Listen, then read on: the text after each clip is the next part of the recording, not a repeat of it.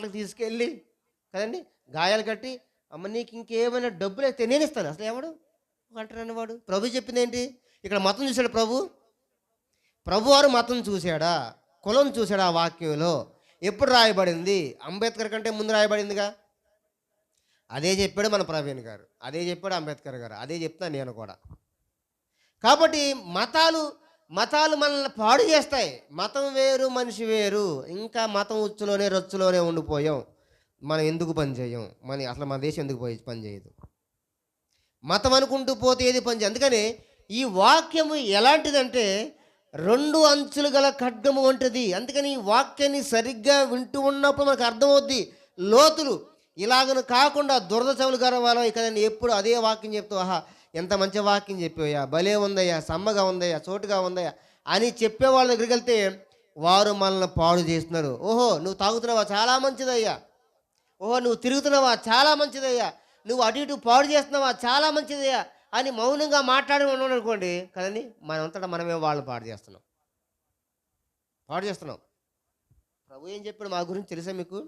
అక్కడ 7వ అధ్యాయంలో హెబ్రీ పత్రిక 13వ అధ్యాయం 7వ వచనంలో కానీ 17వ వచనంలో ఏం చెప్పాడు? 17వ వచనంలో మీ పైన నాయకులుగా ఉన్నవారు లెక్క ఒప్ప చెప్పవలసిన వారి వలె మీ ఆత్మలు కాయుచున్నారు.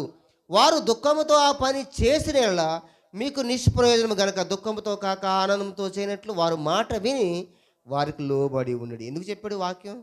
ఊరికనే చెప్పలా. మీరు ఏ ప్రదేశానికి వెళ్ళి ఎవరు మాట్లాడరు, గుర్తుంచుకోండి. మీరు బాగుపడడానికి 1% మీకు బాగా మైండ్లో గుర్తుంది. 1% కనుక 10 అనుకుంటారా? 10 అయితే మీరు అనుకోండి, నేనైతే 10 అనుకోను, కానీ నేనైతే నా లెక్కైతే 1% కనుక మీ ఇల్లు అయితే 99% సంఘము, మందిరము. దేవునికి స్తోత్రం కలుగాక. మీరు ఎన్ని పుస్తకాలను తిరగండి, నాకు సమాధానం చెప్పండి. అంత లోతు విషయాల వాక్యాలు ఉన్నాయి.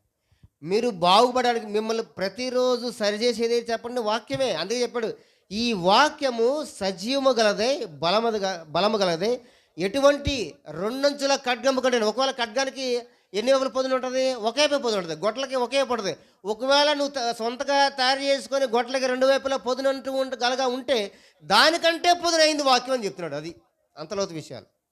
కాబట్టి ఈ వాక్యము మెదడులోకి దూరుతుంది, హృదయంలోకి దూరుతుంది.